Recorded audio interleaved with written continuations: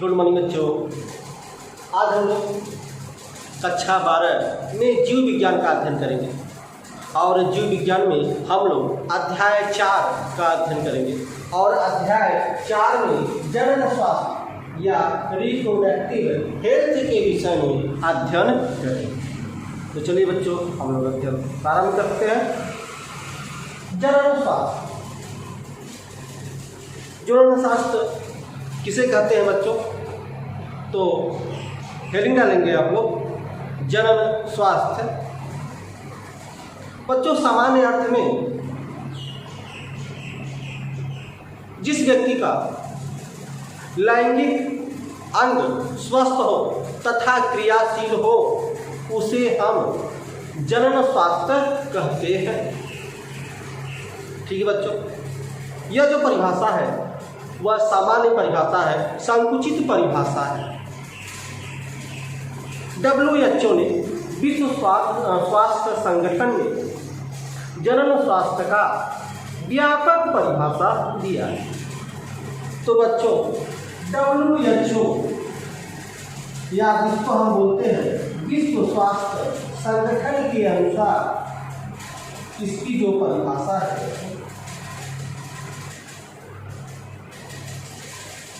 WHO विश्व स्वास्थ्य संगठन के अनुसार इनकी जो परिभाषा है वह व्यापक रूप में की गई।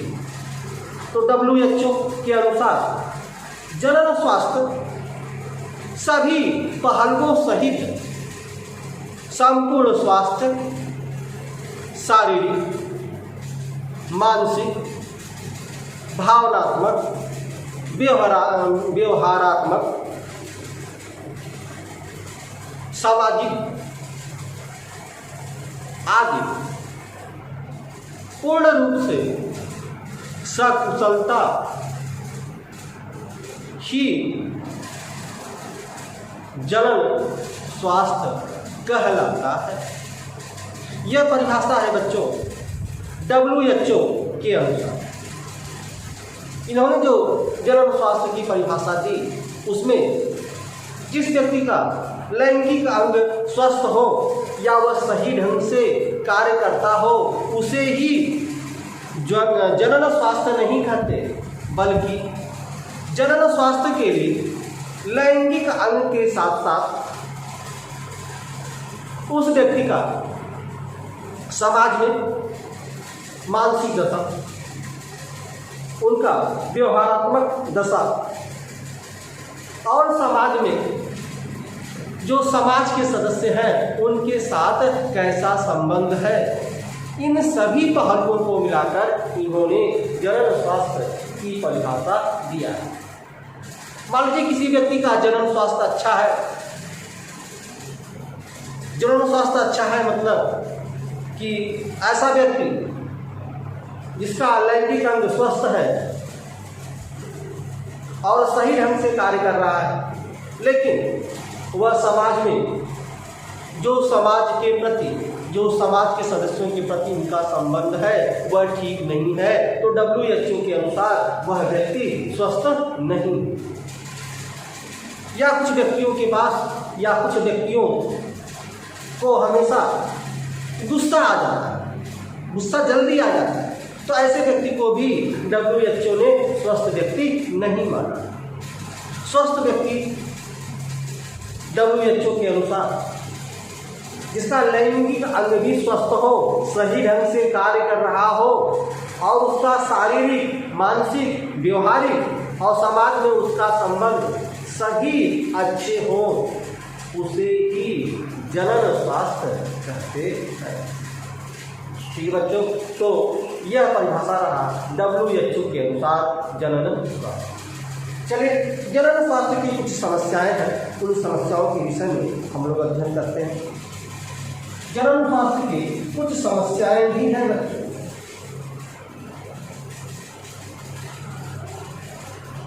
इनकी कुछ समस्याएं हैं। जनन स्वास्थ्य के जैसे अशिक्षा, अशिक्षा, अंधविश्वास,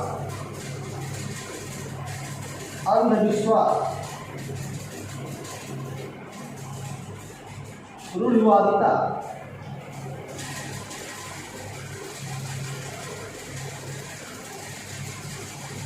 ध्यान दीजिए बच्चों, हमने कुछ शब्द लिख दिया है, अशिक्षा, अंधविश्वास और रूढ़िवादिता।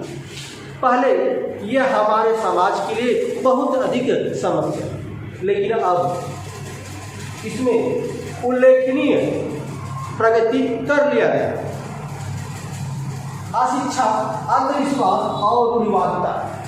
पहले जो अंधविश्वास मौजूद था हमारे समाज में, ठीक है, जो रूढ़िवादिता थी वह आज हमारे समाज में व्याप्त नहीं है। इसमें हम बहुत अधिक विकास कर लिया है, बहुत अधिक प्रगति कर लिया है।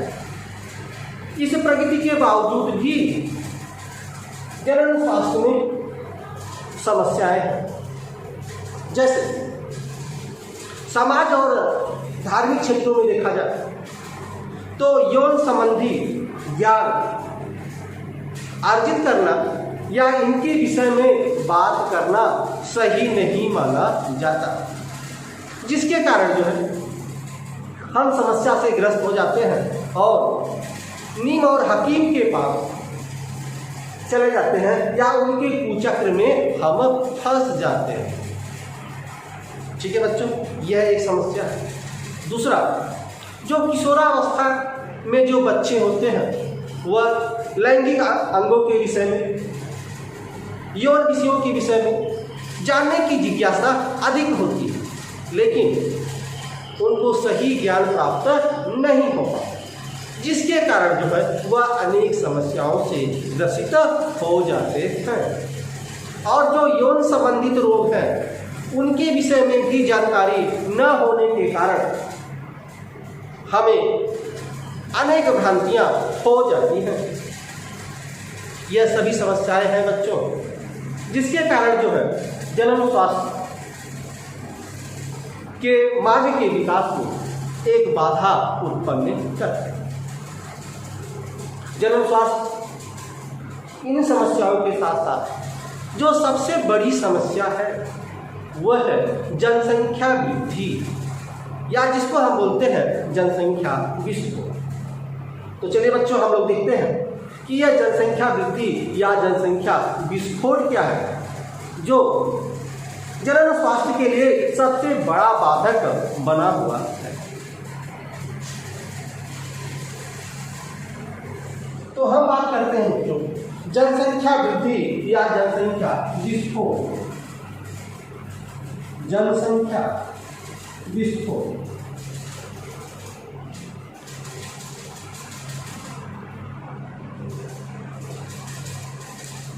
जनसंख्या विस्फोट या जनसंख्या वृद्धि यह जनन स्वास्थ्य में सबसे बड़ा बाधक के रूप में उभर कर ये आया है।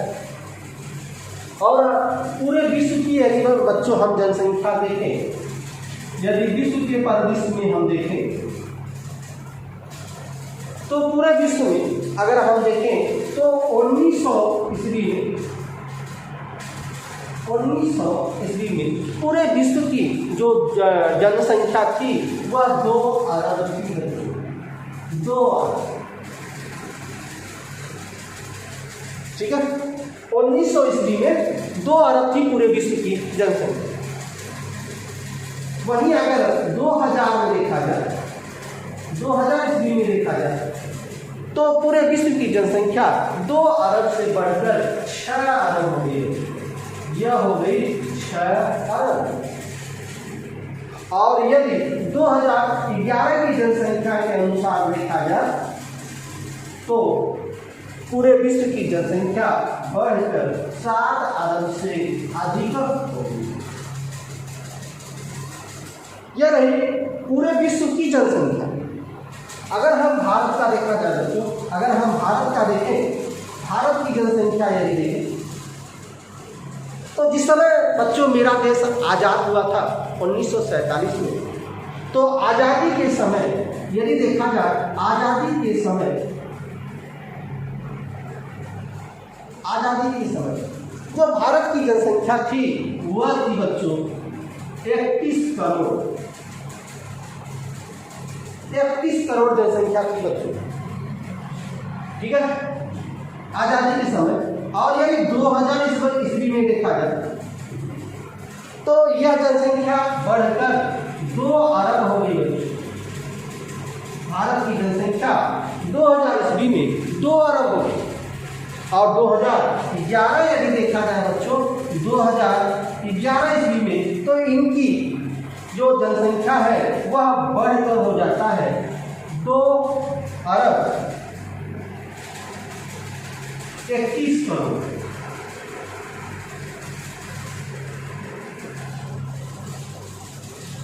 ठीक है, 2 अरब 31 करोड़ इनकी जनसंख्या, भारत की जनसंख्या बढ़ जाती है।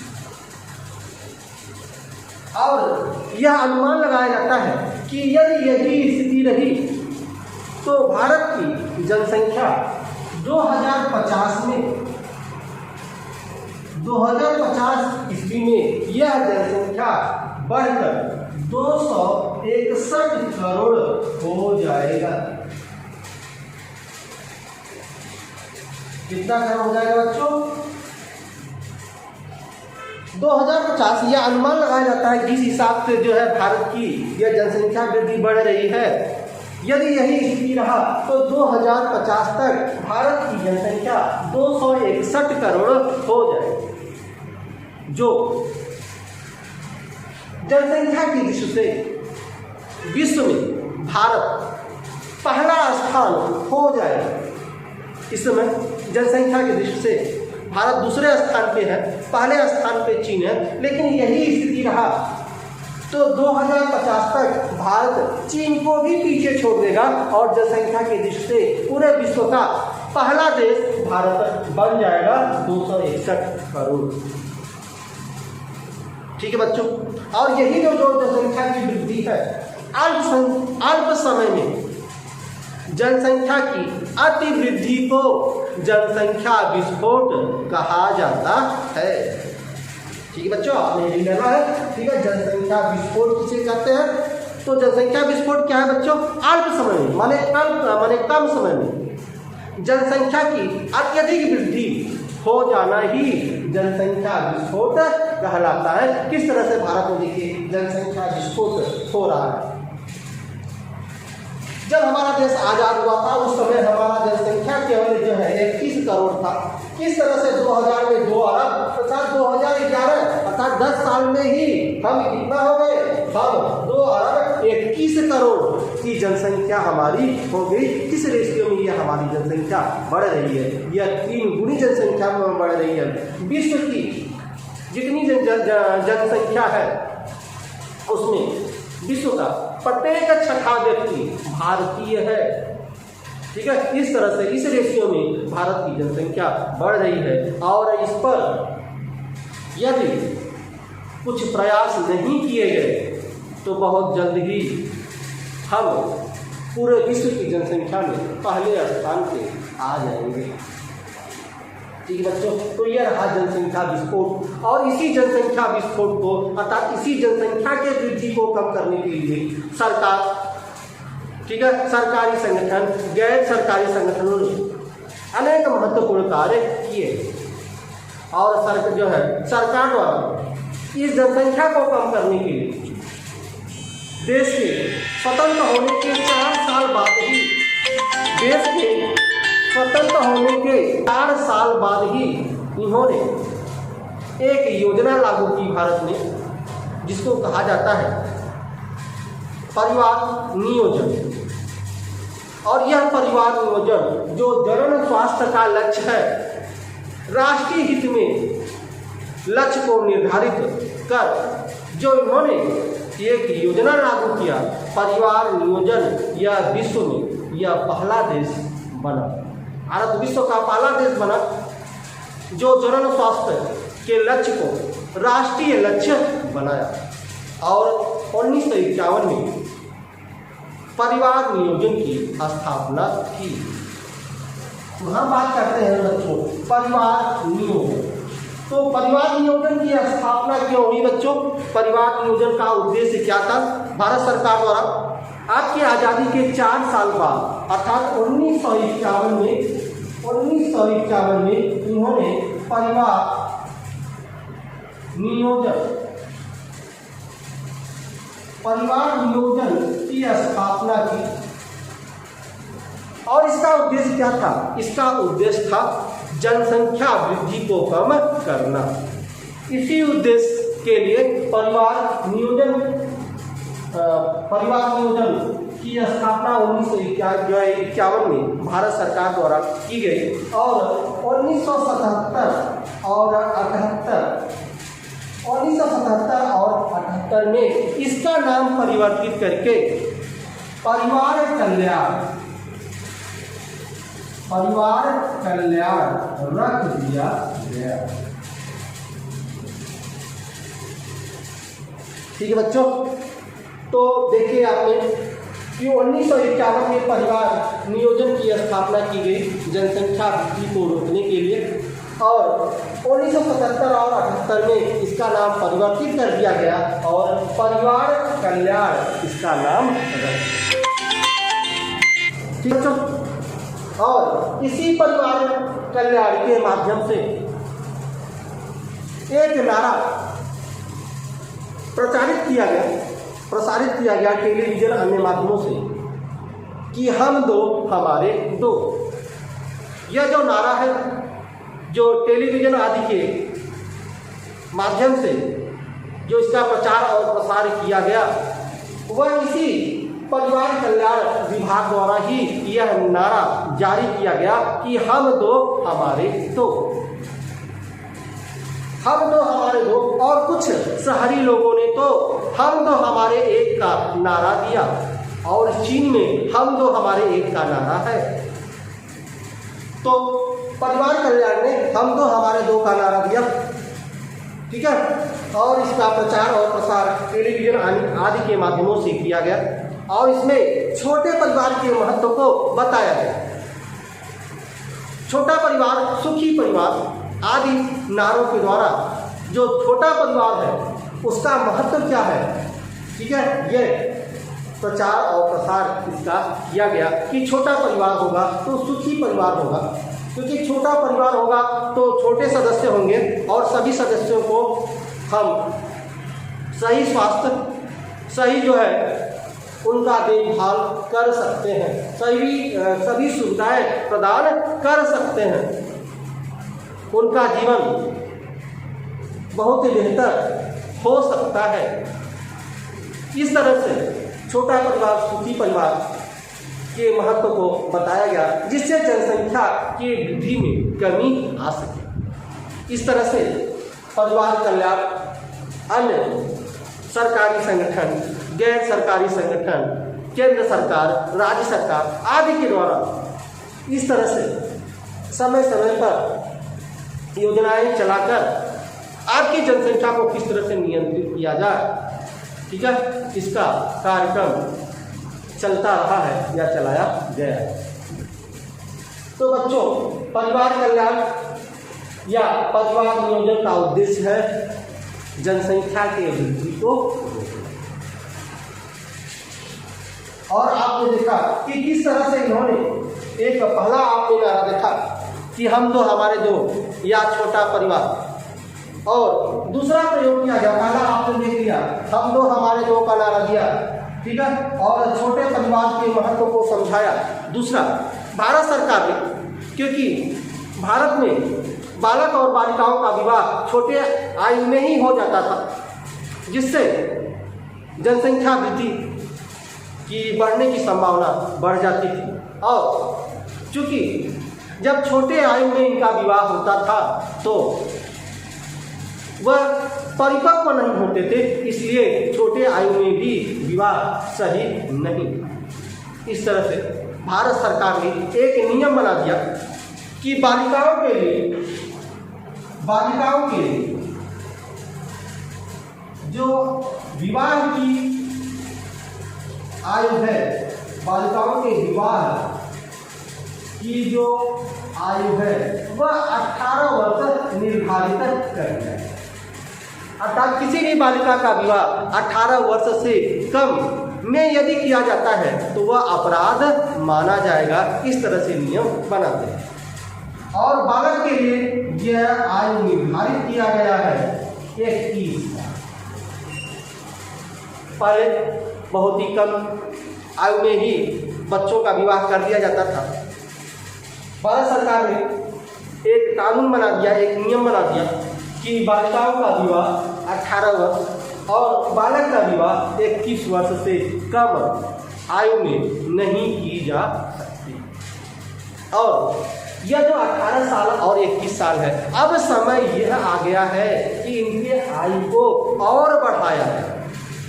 ठीक है। और बालिकाओं का विवाह 23 साल और बालक का विवाह 25 साल कर देना चाहिए, क्योंकि जनसंख्या इतनी तेजी से यह वृद्धि हो रही है। यह जनसंख्या आपके पास जो है पारिस्थितिकी असंतुलन तो कर ही रहा है, साथ ही साथ व्यक्ति के स्वास्थ्य पर भी असर डाल रहा है। और यह सबसे बड़ी समस्या भारत के लिए बनता जा रहा है, यह आपकी जनसंख्या वृद्धि। इस पर सरकार को कोई न कोई ठोस कदम उठाने की जरूरत है। जो उन्होंने दिया कि हम दो हमारे दो, यह केवल नारा ही नहीं बल्कि उस पर एक प्रभावशाली कदम की जरूरत है। सरकार को ऐसे कदम की जरूरत है, ठीक है, जिससे हम दो हमारे दो का नारा सार्थक हो सके। और यह जो आयु निर्धारित किया गया है, अब समय आ गया है कि इनके आयु को और बढ़ाया जाए। जो बालिकाओं की आयु 18 वर्ष है वह 23 कर दिया जाए और जो बालक का 21 साल है उसको 25 कर दिया जाए। चलिए बच्चों, यह तो परिवार नियोजन में हमने 2 कारण देख लिया। अब तीसरा जो है आता है, जो आपका सबसे महत्वपूर्ण है, गर्भ निरोधक। तीसरा जो आपका है बच्चों परिवार नियोजन में, जो परिवार नियोजन या परिवार कल्याण विभाग के द्वारा जो योजनाएं ये चलाई जा रही हैं, उसमें गर्भ निरोधक सबसे महत्वपूर्ण है। गर्भ निरोधक, और हम लोग इसी के विषय में विस्तार से पढ़ेंगे गर्भ निरोधक के विषय। तो पहले हम लोग जान लेते हैं बच्चों कि यह गर्भ निरोधक क्या है। गर्भ धारण न करना गर्भ निरोधक कहलाता है। ठीक है बच्चों। और गर्भ निरोधक की अनेक विधियां हैं जो आपकी किताब में, आपके बुक में दिया गया है। मैं यहाँ पर सभी विधियों को नहीं पढ़ा सकता, कुछ विधियों को पढ़ाऊंगा, ठीक है। जो समझने वाली विधियां हैं उन विधियों को हम पढ़ाएंगे, अन्य विधियों को आप अपनी किताब के द्वारा अध्ययन करें। तो गर्भ निरोधक किसे कहते हैं? जब नर युग्मक और मादा युग्मक न मिल पाए और भ्रूण का निर्माण न हो पाए, युग्मनज का निर्माण न हो पाए, तो जब युग्मनज का ही निर्माण नहीं होगा तो गर्भ कैसे धारण होगा? ठीक है, इसी को ही हम लोग गर्भ निरोधक कहते हैं। गर्भ को धारण न करने दिया जाए, इसे ही गर्भ निरोधक कहते हैं। और गर्भ निरोधक में आप पहला ले सकते हैं, पहली जो विधि है वह है गर्भ निरोधक गोली। गर्भ निरोधक गोली कुछ ऐसी गोलियां आपके मार्केट में, ठीक है, मौजूद है जो गर्भ को ठहरने नहीं देता। गर्भ निरोधक में हम पहली विधि देखेंगे गर्भ निरोधक गोली। जो गर्भ निरोधक गोलियां हैं बच्चों, यह जो गोलियां हैं वह एस्ट्रोजन तथा प्रोजेस्टेरॉन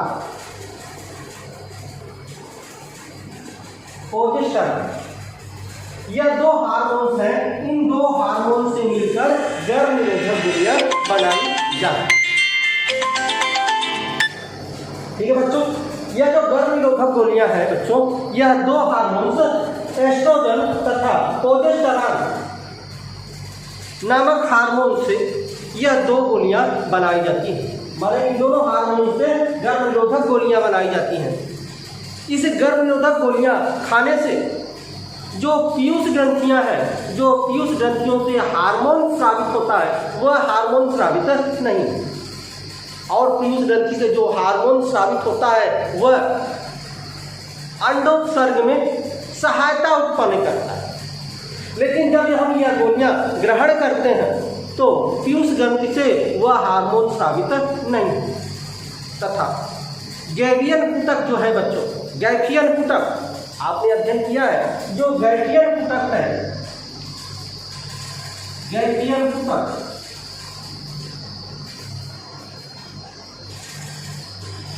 यह अक्रियाशील हो जाता है। यह जो एस्ट्रोजन और प्रोजेस्टेरॉन नामक हार्मोन से जो गर्भ निरोधक गोलियां बनाई जाती है और जिसको ग्रहण करने से पीयूष ग्रंथि से कोई भी हार्मोन स्रावित नहीं होता तथा गैफियन पुटक क्रियाशील नहीं, जिससे अंडोत्सर्ग की क्रिया नहीं होती। अंडोत्सर्ग की क्रिया का मतलब बच्चों अर्थात अंडे का मोचन नहीं होगा। जब अंडे का मोचन ही नहीं होगा तो गर्भ कहाँ से धारण होगा।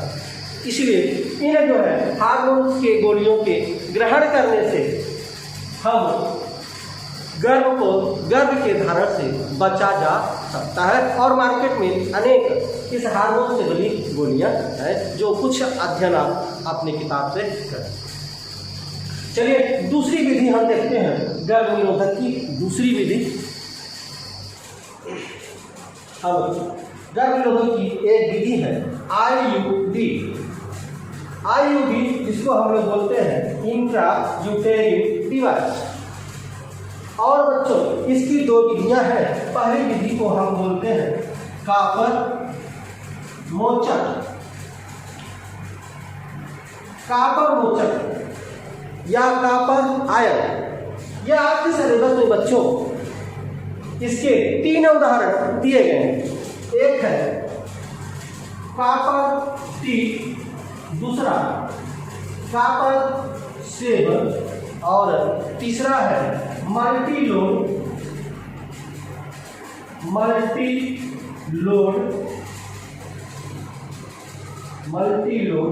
375।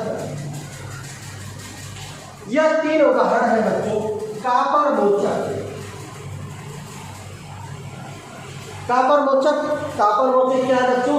आईयूडी की एक विधि है। आईयूडी क्या है? यह इंट्रा यूटेरिन डिवाइस है, ठीक है। इसकी 2 विधि है। पहली विधि है कापर मोचक और आपके सिलेबस में इसके 3 उदाहरण दिए हैं, जो है आपका कापर टी, कापर 7 और मल्टीलोड 375। और इसकी दूसरी विधियां हैं, जो इसकी दूसरी विधि है वह हार्मोन मोचक है। हार्मोन मोचक अर्थात कुछ हार्मोन मुक्त होता है हार्मोन मोचक में। इसका उदाहरण आपका है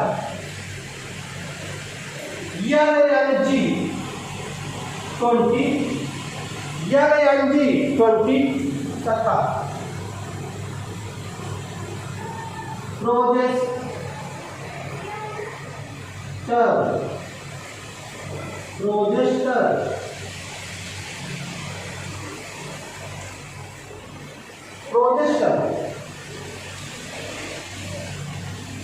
यह हार्मोन मोचक है बच्चों। तो हार्मोन मोचक 2 है, एक आपका LNG20 और दूसरा है प्रोजेस्टर। तो अब हम ध्यान देते हैं बच्चों कि किस तरह से कापर मोचक या हार्मोन मोचक गर्भ निरोधक में सहयोग करता है।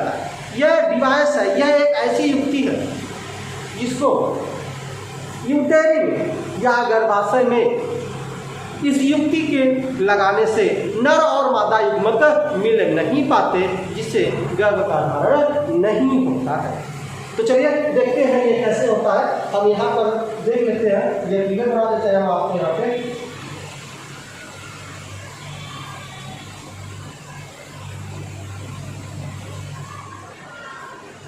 इस तरह से ये बच्चों आपका फिगर है ये।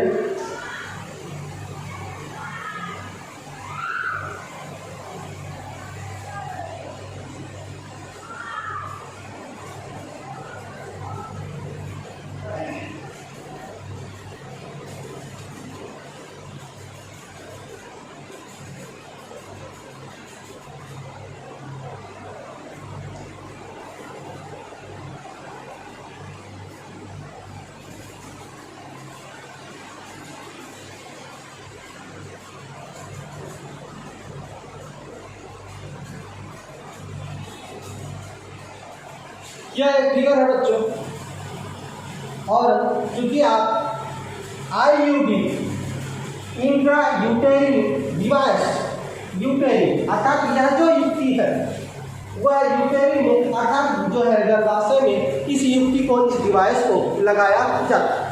तो अगर हम कापर मोचक की बात करें तो कापर मोचक को इस गर्भाशय में लगा दिया जाता है। क्योंकि कापर टी की बात करें तो इस तरह से यह टी के आकार का होता है, यह टी के आकार का इस तरह से होता है।